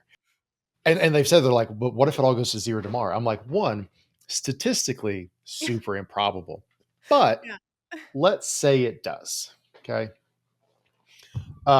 In the US, it's if everything goes tits up. Okay. That's the phrase. So if everything goes to zero, the reality is you only start at zero once, which is when you're Mhm. born. Okay. So Yeah. even if everything monetarily goes to zero, you aren't starting from zero because you still have all of your skills, your knowledge, expertise, your network, your reputation, all of that, right? So again, like even if all your social channels got, deleted or something or shadow banned, Yeah. uh and again, even worst case, your email list, like the CSV just disappears and Yeah. you right? Like Yeah. all of that. So your reach and finances go to zero. You still have all the skills you have. That's right.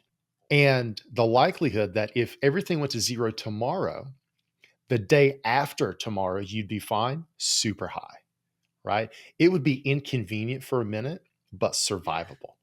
And Yeah. that's the thing with me is like every day you wake up, you have a chance, right? No matter what you go through, as long as it doesn't mean dying, at most, it is just a severe inconvenience. That's right. It may be a severe, severe inconvenience, but it is just an inconvenience, right? And I talk about that a lot. Like every day, like you wake up this side of the dirt, you have a chance to do something, That's right? right. To get better, to learn, to improve, to whatever. So it's like, did I wake up? Cool, I have a chance today. And so like this fear of like, what if it all goes to zero? Okay, it might, but play that out. Well, okay, well, you know what? Worst case, I've got my hype group. I'd be like, hey guys, everything went to zero. Help. Yeah, exactly, exactly, and I also think too, like, I was talking about this with a friend. It's like, if everything went to 0, or even within the context of AI, because, as an artist, I think there's a lot of fear within the artistic community, and fair enough, within every single creative community. Communities like writers and white collar workers who are watching AI sort of come in, swoop in. For me, my value as an artist is not necessarily in the output in the paintings themselves, it's in how I can teach it. That is a profoundly human thing. And so when I'm under these sort of like existential threats of like, now a thought could creep in that, oh my God, what if AI takes over? What if AI gets trained on my face, my voice, figures out my patterns, and then people can just ask Gemini or whatever to create a Marianne Vander Dussen art tutorial? What am I going to do?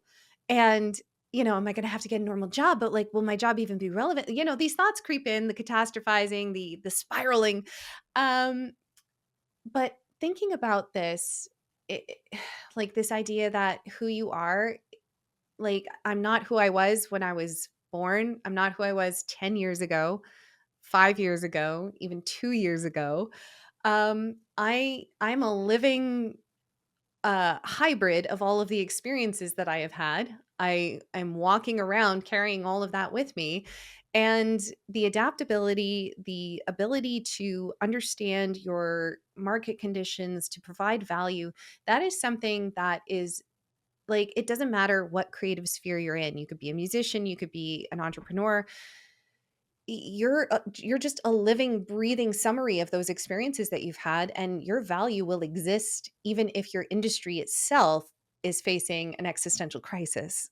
And so, I think that's something I actually really love about the entrepreneurial community that I feel very excited about being a part of, is that everyone who is drawn to this space, everyone who is drawn to this kind of work has this attitude of, how can I bring value? How can I increase my own value? And if bad things happen, I pivot. And if bad things happen, I grow, or I take the feedback, I take the hit, and I get back up. And that's really what I love about now having found this community of like-minded people later in my life, is this spirit of adaptability, of resilience, and recognizing their own value, even if they still have imposter syndrome, even if they still have success dysmorphia, where they don't believe that they're worthy of the success that they're receiving, all that sort of stuff.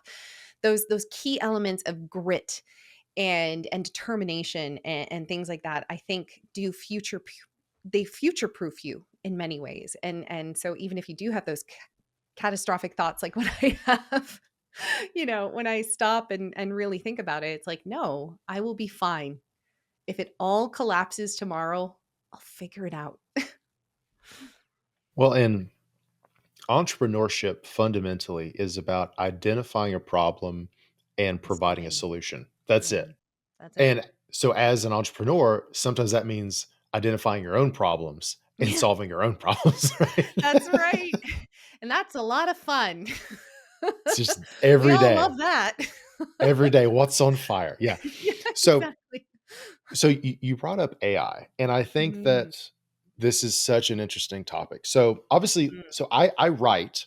I don't create art in a traditional sense, right? You could argue writing is art, whatever, but like I don't paint mhm. shit. Yeah. So I know for people who have like mediums like painting or music and things, AI is more of a perceived threat by a lot of people. Yeah. Here's how I think about it. Whether it is those types of art or writing or videos, whatever, anything that AI can copy and remix.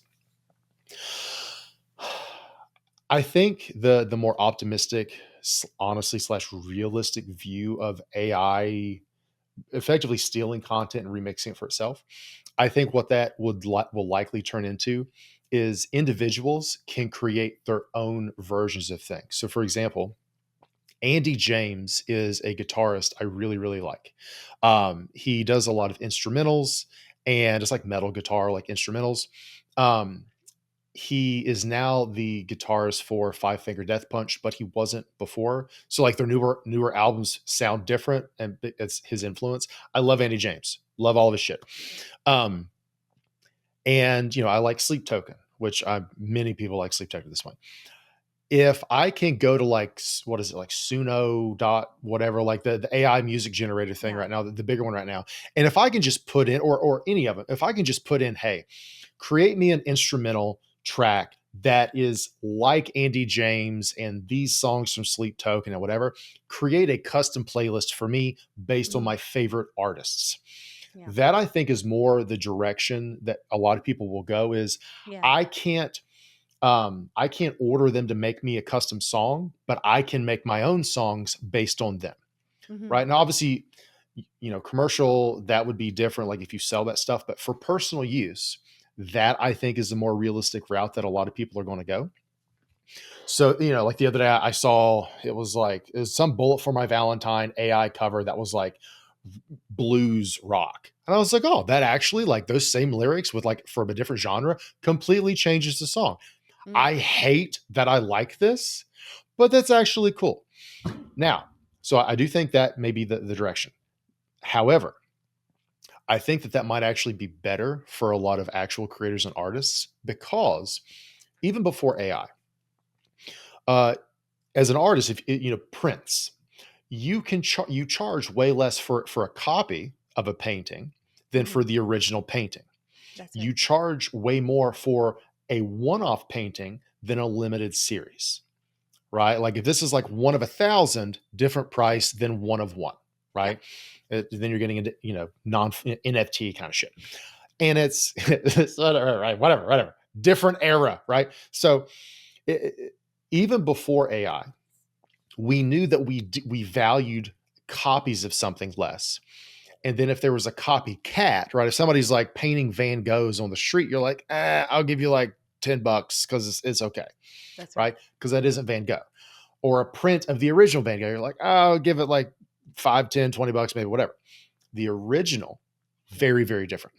That's right.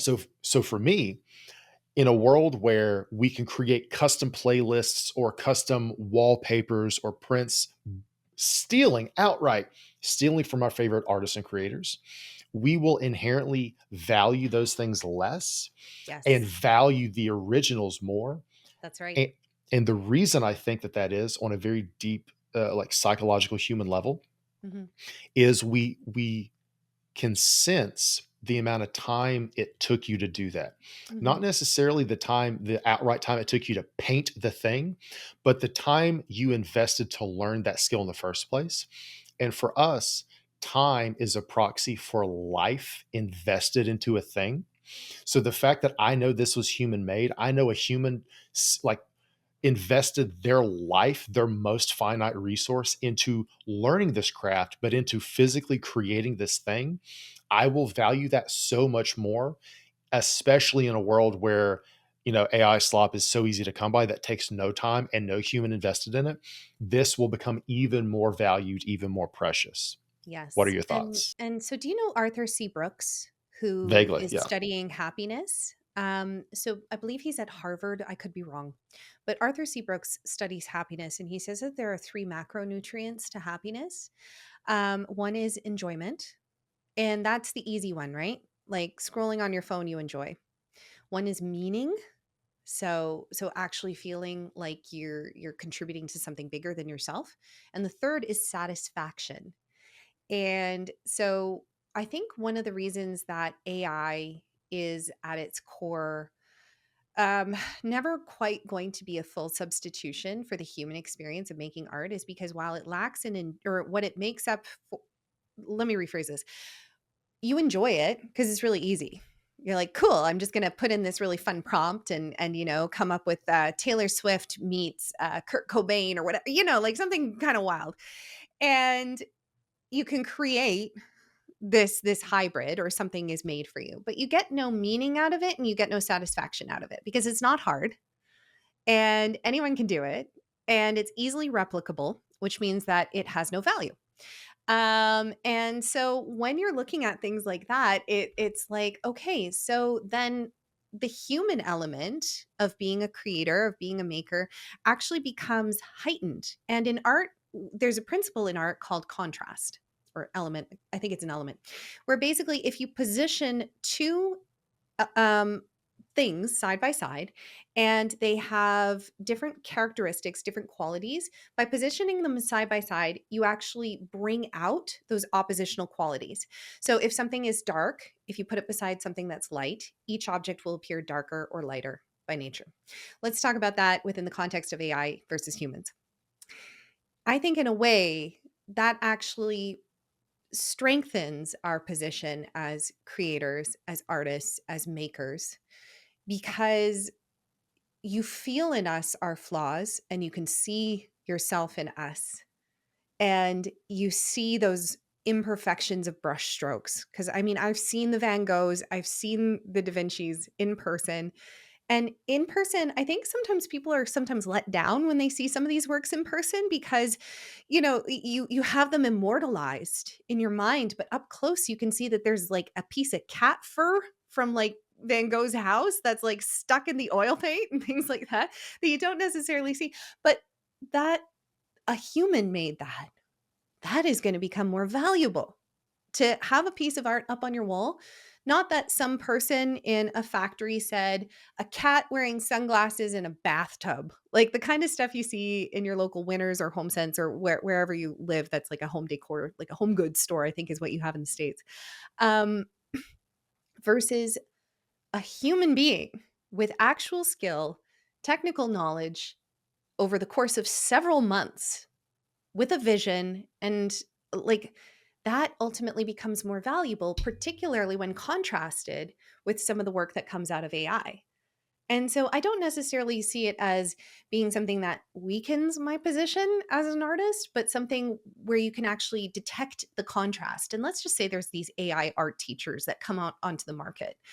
Am I worried about them taking away from me? At this moment, no. I mean, it's so difficult to make predictions because what we're seeing with AI is just the tip of the iceberg, and it's going to increase exponentially in terms of what it can do. And as we've seen from those COVID waves, we as humans actually really struggle to actually conceptualize what does exponential growth really mean.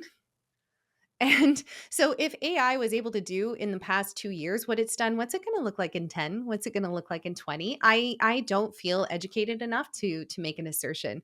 But what I could say is that based on the way things are moving now, there's actually AI exhaustion. People don't like it. They can tell when emails are written by Chat GPT. They can tell when pictures have been generated by Chat GPT. And let's just say it becomes more finessed, more nuanced. They improve it. So it's harder and harder to tell what was made by a human, what's not. Well, then we might actually see more of a rejection of this kind of media en masse because there is something fundamentally um off about it, if that makes sense. So if it becomes like a replacement for artists, as opposed to, we can use certain AI tools within our practice in order to make things better, um, I can actually see people en masse somewhat rejecting it. That and or you have like the Milli Vanilli effect, right? Of like people think it was authentic, and then it is found. Are Do we you talking know about Ice Ice Baby? Is that the one are we the talking about? no, No. the band, so no, that was Vanilla Ice. So Milli Vanilli, there was another band, I Milli forget what their Vanilli. song was. So Milli Vanilli, like, the whole thing was the 2 people who were, like, performing were lip syncing the whole time. They weren't the singers. Oh, okay. And then I was yeah, thinking, yeah, I and was then thinking something else. yeah, people got, like, super butthurt about it because they were like, "I thought I was, like, following you and, like, I connected with you, and you're not even the person Yeah. singing it," right? So, like, that was a huge issue with Milli Vanilli. And then, like, you didn't hear about him again.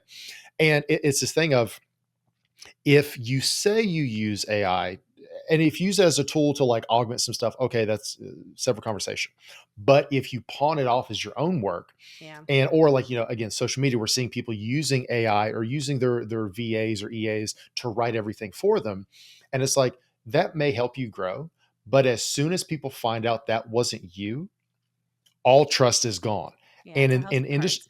And in industries like this, all you have is really is your reputation. Like your reputation is your moat. Like that's the only moat you really have that protects you against the onslaught of competition and everything else. It's you. It's your name, your reputation, people's trust and affinity for you. And as soon as you throw that away, all that kind of comes crumbling down, right? What's the Um, military phrase? It's gained in droplets. Trust is gained in droplets, but lost in buckets.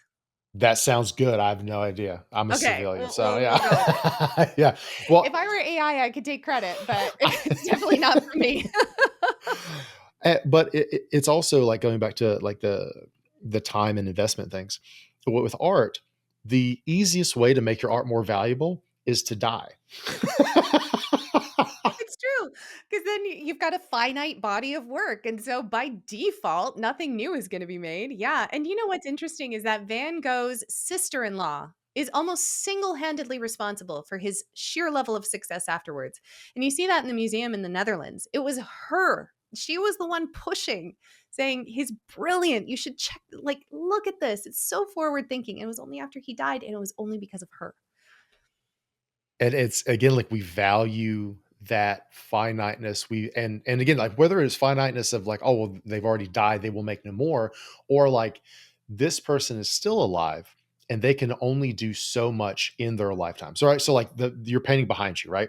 Yeah, I'm sure that like people would be much, especially your audience, but even just other people would be much more willing to pay a higher price for that original than a print of that. yes. Now, some people just want the art Yeah, and would love the print, and that's or fine. Yeah. yeah, or other people just like flowers are like, I don't give a shit. Like AI can make it for me, right? Totally. But it's like, but like she made this Yeah. with her hands, with her brushes in her studios. And I know her story. So like Mhm. I know why she gravitates toward flowers. I know how much the fact that she was self-taught. And I would rather own art by a self-taught artist for various necessary reasons, or because she's a mother, or because she's Canadian, or whatever, right? Like Woo. there's a right, like there are tons of reasons. Yep. And we go back to storytelling. Your Mhm. story is really what sells you and your stuff, right? And AI doesn't have a story. AI doesn't have a childhood. AI doesn't have insecurities. And we've touched on like perfectionism. Mhm. And for me, and this all kind of encompasses, a lot of us try to have a veneer of perfection Hmm. because we think our imperfections will somehow dilute our messaging, our expertise, whatever. And the reality is, we are imperfect beings and we connect based on shared imperfection. So when you try to come off as perfect, Yeah. nobody will connect with you because Yeah. nobody's perfect. Yeah. And part of your art, there are, and you do like, what is it called? Like hyper realism. Is that like, Well, I what is try and your, make it as close to the photo as possible. That's currently what I'm doing. We'll what is see the what I term do for in a that? few years. Yeah. Yeah. But I what, think it's like photorealism. okay. So Yeah. photorealism. Even though, so you're going for that specifically, I'm sure there are many quote unquote imperfections Oh, yeah. in every piece you create, right? And sometimes those imperfections get ironed out with subsequent iterations. Other times, those imperfections become part of your style. Mhm. Or you don't even see them because you're stepping back. Like a lot of the little tiny things that I see, oh, the brush splayed here or whatever. You're not even going to see that. But that is part of the painting, and that is part of what makes and again, not even necessarily with my own work, but I've been to all the art galleries. I've seen them, and if we were going from a pure technical standpoint, I could nitpick, you know, oh, I don't know if that cloud's edge was made soft enough, things like that. But hello, it's on the wall of the Art Gallery of Ontario. Like it's not perfect, it's not technically excellent, but at the time it represented something. It represented a forward movement, a leap. It documents something critical at that time in an age before there were cameras. And so there's something meaningful and valuable about that painting that even if not technically flawless, there's something about it that's so special and so unique that makes it museum worthy. It's the same thing with photography. I've talked to some of my like photographer friends who do much more like raw type stuff. Mhm. Uh, and for me, great photography what photography act what makes it great is that you have captured a moment in time that only existed once, will never exist again. And if you add anything, for me personally, if you add anything in Photoshop, because I saw it's like, oh, I did this like cityscape, and then oh, there weren't birds. Let me just add some birds. Yeah. It's a cool photo for sure. But as soon as I learned that, it has no value to me because I would rather it have no birds or you have caught an image with birds rather than adding them after the fact. Because what makes photography beautiful is it's a moment in time that never existed before and will never exist again. Anything that adulterates that takes that essence away. And that's okay. That I not everybody is me. Not everybody cares about those things. Some people just want a pretty picture, right?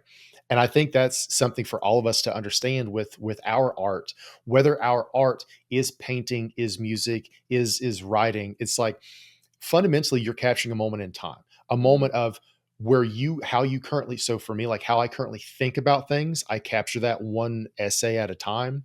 For you, it is one painting at a time, one video at a time, right? And that is always going to be imperfect, but that is how we're going to connect with people, is sharing those imperfections, is sharing those insecurities sometimes with ourselves, again, as much as we're comfortable with, but always in service of connecting and sharing and giving others permission to do the same. Can I also put a slight human spin on that too? So, if we look at the etymology of the word photography, graph, anytime you see the word graph, it has to do with writing.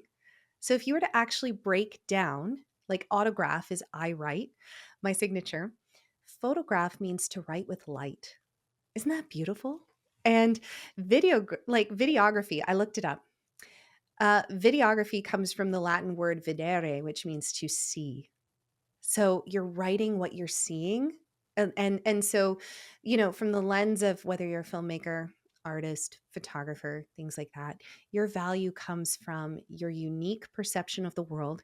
And if we even integrate other parts of our conversation that we've had so far, that includes your conditioning, that includes your struggle, that includes, the colors that you use, everything like that is informed by you, and that is what makes it beautiful and unique. And that's why we can look at a Wes Anderson film and know it's a Wes Anderson film as soon as we see it, because there's a color palette, there's a vibe, there's a feeling that all of his films universally imbibe. And that is what makes it so special.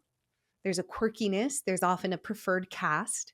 There's elements there that when you're going into a Wes Anderson film, you know what to expect because you're seeing things through his eyes, and what a wonderful, extraordinary experience that is. And I think that's something that people need to remember. And especially, I've heard a lot about how there's a despair at the moment about AI. And truthfully, I get that. Going back to Arthur C. Brooks's macronutrients, it's like our meaning and our satisfaction is being stripped away and replaced by something that otherwise could have taken us years to master and is now being done in microseconds.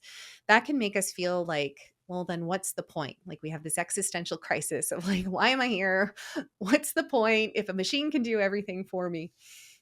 And I think the point is to be, to see, to interpret, to bring your own unique history to it. And that in and of itself is so valuable. And, you don't need to have this horrible childhood, like you've had a tough one. I feel you on that front. But you don't need to have, your experiences or my experiences in order to be valuable. You could have been born into the cushion of privilege, but you will still have things that are valuable and meaningful that people resonate with.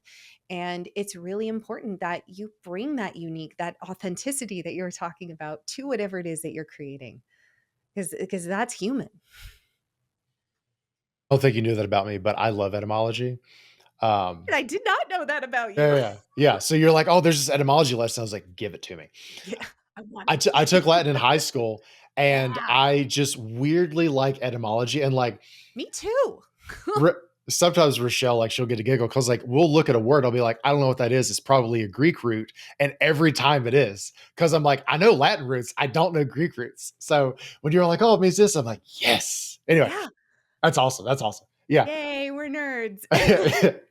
Yeah. Yeah, yeah. My mom likes to always, like, tell, like, anytime, like, I would have a regular job, she would, like, walk into the clinic and just tell my coworkers, "Oh, when Corey was in, grade school, he would just keep a dictionary in the bathroom, so when he would just be in the bathroom, he'd just be reading the dictionary, learning words." I'm like, "Thanks, mom. Now everybody Great. knows I'm a Thank weirdo." you Yeah, yeah, so much. yeah, This is wonderful. yeah, super true. Um, so, um 2 last things. Mhm. The one quote that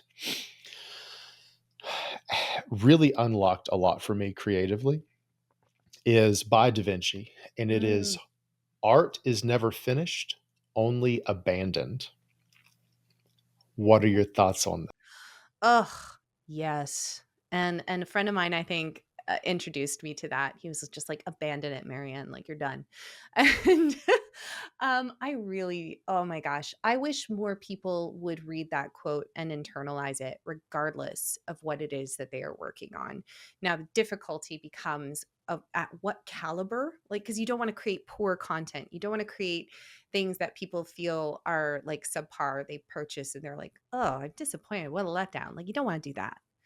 But where for me, the value of that quote comes in is asking myself, "Is the time that I am investing in making this better going to have an equal, amount of leverage in terms of improving this, or am I just appeasing my own internal perfectionism at this point?" Like, I do this all the time in paintings. I'll be like, "That flower petal is slightly too warm.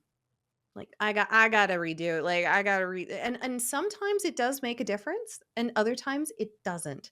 But when I hit that point where I'm saying it's time to abandon, it means that any further micro calibrations or tweaks or whatever will be invisible to the mass public. It's just for me, so it's time to let it go. In the Bob Ross episode I referenced earlier, another quote he said was, "You can piddle a painting to death." I love that. Yes. Oh my gosh, you could do anything like that to death, right? And this is actually something that bringing AI in again, it's really good at that. Like it'll give you an answer and then it'll be like, would you like me to expand on one of these 3 points? And it's designed to keep you in there longer and to keep asking questions, but really the information that you came for has already been provided.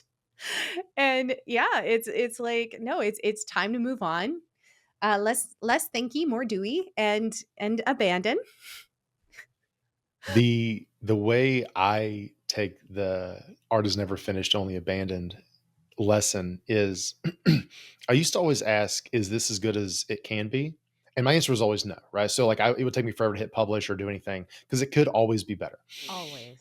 After that quote, I started asking, "Is this as good as I can make it today?" And today is whatever deadline you've appointed, right? Because, like, obviously, like, your paintings, unless you're gonna do, like, a daily series, which could be interesting for you, like, your paintings take a lot longer. Oh gosh, yeah, months. Yeah. But yeah, but whatever your deadline is like, is this as good as I can make it? That's constraint number 1. Not somebody else, not future me, today me. Like, is this as good as I can make it? Not the me 30 years from now, not Bob Ross, not whoever, not Arthur C. Brooks. Is this as good as I can make it? That's right. And Yeah. and is this as good as I can make it today, my self-appointed deadline? So, like, on an actual day, if it's like 11:59 PM and it's like, "Is this as good as I can make it today?" Yes, because I have a minute left. I cannot make it any better today. Publish. Yeah. But if it's like, "Is this as good as I can make it today?" And the answer is no, like, "I today can actually improve this," then I continue to improve it. But at a certain point, you hit that deadline, you're like, "That's it," right? Um, and I'm sure, like, even for your paintings that may be more open-ended, there is still a version of a deadline in there for you. Well, you almost begin to feel like there's this sense of like I would describe it as a sense of overwhelm when I'm hitting like that point where it's just like, oh, it's like, you just know. And when I'm working with my students in a course and they send me a photo of their final painting and they're like, "Is this done? And does it look identical to mine?" No. But can I see how much of an improvement they have made on this painting? Yes. Could I provide feedback that, like, I would send them back over and over and over? Add some texture here, add this here, add this here. But as an educator, as an instructor, I don't actually think that's valuable. I can offer feedback like, well, what I would do is maybe improve your highlights, darken the shadows, maybe touch this area up a little bit. But it's actually more important for me to say, now get off that painting because let's call this one done. Keep making more paintings. Keep trying different subjects. Because if you stay on that painting for 10 years, what's the study that they did where they got people to focus on creating one product that was of the highest quality versus another control group, which created the most amount of quantity? And it was the quantity group that focused on their output increase versus the quality group that focused on the caliber of their final product. It was the quantity beat the quality hands down because they learned how to iterate and improve simply by abandoning. Love it. Yeah. This has been so wonderful. I'm so excited you came on. Oh, me Um, too. I love talking to you. This is great. Just so a and couple like of nerds. yeah, and just, just creativity itself, I think is something that is so important, but so not even undervalued, but understood by Mhm. so many people, and how much of a through line it is. Because again, like whether it's like actual like traditional art of like painting and things, or just artistry and craftsmanship in whatever your work is, That's right, yeah. there's so much to it. And you are such a good person to talk to about all this, because like you're self-taught. Like you're self-taught. Your art itself is absolutely beautiful. You are an amazing You. human being. I love talking to you. Thank Where, you. yeah, where can people go to check out all of your stuff? Yes. So if you're interested in my art tutorials, you can find me on YouTube, and I got tons of free content on there. Through there or through my website, you can sign up for my newsletter. And that's actually often where I talk about the softer things, that like the soft skills that we talked about here on this show. It's things like perfectionism, vulnerability, all that stuff. That's my email list. And if you are wanting to work with me in one of my courses, those are also available through my website. Awesome. Any parting words? I think the most important thing I would urge anyone, whether they feel like they're creative or not, is to just keep going. Keep going. Like keep taking those steps every single day, those little micro steps towards whatever it is that you want to do. Keep showing up, and you're not alone. Also, one more thing before you go. If you enjoyed this episode, there are two things you can do to share the wealth. One, send this episode to someone who needs to hear this message and tell them why it was so impactful for you. Two, take like literally 3 seconds to either like or leave a hopefully 5-star review, but be honest, because there's a lot of fluff and bullshit out there, and people are looking for content that's actually valuable. So a little social proof from people like you giving the show a good review goes a long way. Thanks for listening/watching, and until next time, take it easy.